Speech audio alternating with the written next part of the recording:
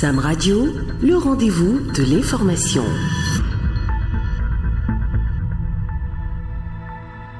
Bienvenue sur l'hebdo de Sam Web Radio. Cette édition du rendez-vous de l'information s'étendra sur la rentrée 2023-2024. Le quotidien du service public La Nation rassure. Témoin des négociations entre le gouvernement et les partenaires sociaux tenues le vendredi 8 septembre dernier, tout a été mis en place pour une rentrée scolaire et universitaire apaisée.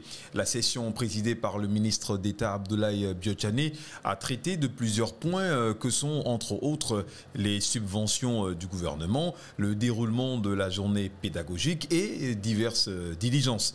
La question des mutations des enseignants et quelques mesures spécifiques comme l'avance d'un mois de salaire à verser aux aspirants au métier d'enseignant pour qu'ils effectuent une bonne rentrée ont été abordés par exemple. D'une même voix, comme l'évoque le Soleil Bénin, rejoint par le Potentiel et le Matinal, la rencontre a permis de faire un point des mesures spécifiques prises pour une rentrée effective au cours de cette première session ordinaire de la Commission nationale de concertation, de consultation et de négociation collective de l'année 2023. Jack Pata affirme que les centrales syndicales seraient toujours mécontentes malgré les justifications du gouvernement. L'événement précis en sait un peu plus et rapporte l'opposition des partenaires sociaux au saucissonnage des primes de rentrée. Pendant ce temps, Fraternité s'est intéressée au dernier réglage avant le jour J. Une pré-rentrée qui a permis de mettre les écoles au propre. Le personnel administratif et les enseignants en ont profité pour le transfert de certains apprenants et la finalisation de quelques travaux administratifs. Le Potentiel chiffre les mutations dans l'enseignement secondaire issus des départements de l'Ouémé, de la Donga, de la Liborie, du Borgou et des Collines. 657 enseignants des enseignements secondaires techniques et de la formation professionnels connaissent leur nouvelle destination.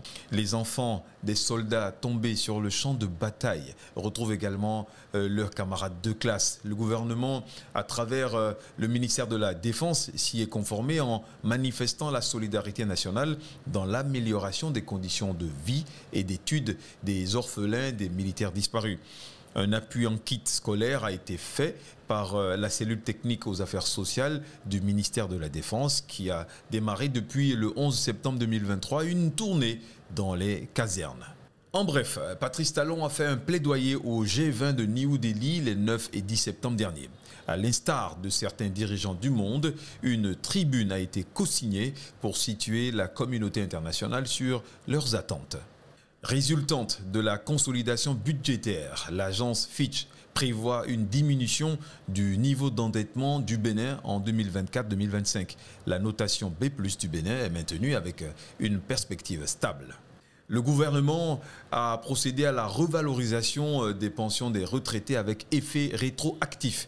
Il s'agit pour l'exécutif béninois, à l'issue du Conseil des ministres du mercredi dernier, de poursuivre la dynamique du hautement social annoncé en début de second mandat de Patrice Talon.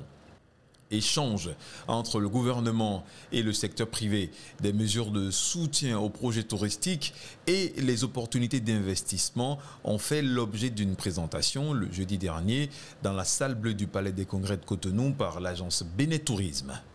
5 juristes béninois ont saisi la Cour constitutionnelle contre le mutisme de la police républicaine et du gouvernement dans l'affaire Martin Runga, du nom du jeune homme de 18 ans décédé dans la nuit du 4 septembre dernier à Révier.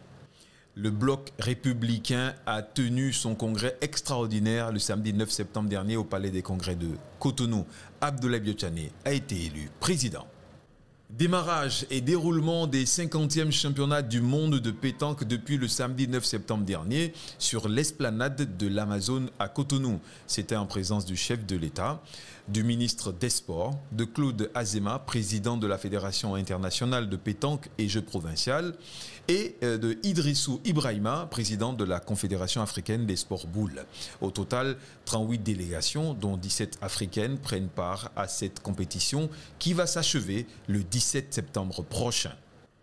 La page des éliminatoires de la CAN 2023 est définitivement tournée pour les Guépards du Bénin. À l'issue du match opposant le Bénin à la Mozambique, les footballeurs béninois n'ont pu s'offrir une participation à la prochaine Coupe d'Afrique des Nations qui se déroulera en Côte d'Ivoire. C'était donc le rendez-vous de l'information sur Sam Web Radio. Merci de nous avoir suivis. À bientôt. Sam Radio, le rendez-vous de l'information.